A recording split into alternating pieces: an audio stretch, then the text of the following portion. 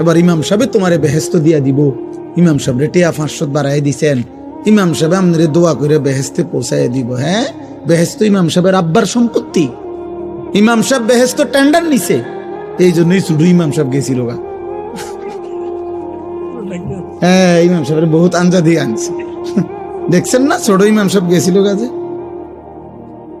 আরে ওখানে দেখছেন না পিচ্ছি ইমাম সাহেব যে গেল গা, যে না এই রুম ডাকাইতের নামাজ পড়াইতাম না, এই ডাকাইত নামাজ পড়ে না, এরম যদি বাস্তবে কইতো মুখের উপরে, তারপরে লজ্জা পাইত। হ্যাঁ, এটাই তো কথা। বাচ্চা তো আমাদেরকে সবক দিল, বাচ্চা তো আমাদেরকে দেখাইলো যে মূলত হইতে পারে অনেক ফাসেক ফুজ্জার, অনেক পাপী নাফরমানের জানাজা কেউ পড়াইতে পারে বেটা, হয়তো হইছে পড়াইছে আর কি, কিন্তু ইমাম সাহেবের কলিজার মধ্যে যে মায়া দরদ এটা ছিল না বেটা।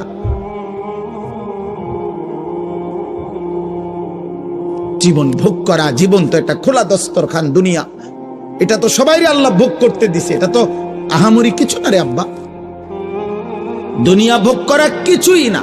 আপনারা শুধু ছেলেরা, বাবা তোমরাও কল্পনা করো, বাবা আপনারাও কল্পনা করেন, দুনিয়া আল্লাহ একটা দস্তরখান বিছাইছে, মাটি এটা একটা দস্তরখান। আল্লাহ বলছে আমি একটা এমন দস্তরখান বিছাইছি, এই দুনিয়ার কোনো কিছু আমি আল্লাহর কাছে 2 পয়সার কোনো মূল্য নাই।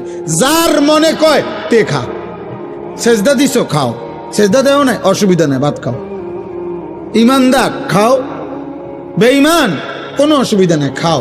আল্লাহ বলে বান্দা তুমি যদি তাকাইয়া দেখো, তুমি যেই দস্তরখান থেকে খাও, মাটি নামের জমিন নামের কুত্তাও ওই দস্তরখান থেকে খায়। কুত্তা কুত্তা শুকর, দুনিয়া নামের এই দস্তরখান থেকে কুত্তাও খায়, শুকরও খায়, জানোয়ারও খায়। তো এটার তুমি বেশি আশ্চর্য কি দেখলে? এমন যদি হইতো শুধু আমি খাই না, তো একেবারে ফালতু একটা জিনিস। আল্লাহ নবী সাল্লাল্লাহু আলাইহি সাল্লাম বলেছে একটা কান কাটা মরা ছাগলের সমান মূল্য আল্লাহর কাছে দুনিয়ার নাই। নবীজি বলছেন দুনিয়ার মূল্য আল্লাহর কাছে একটা মাছির ডানা পরিমাণও নাই।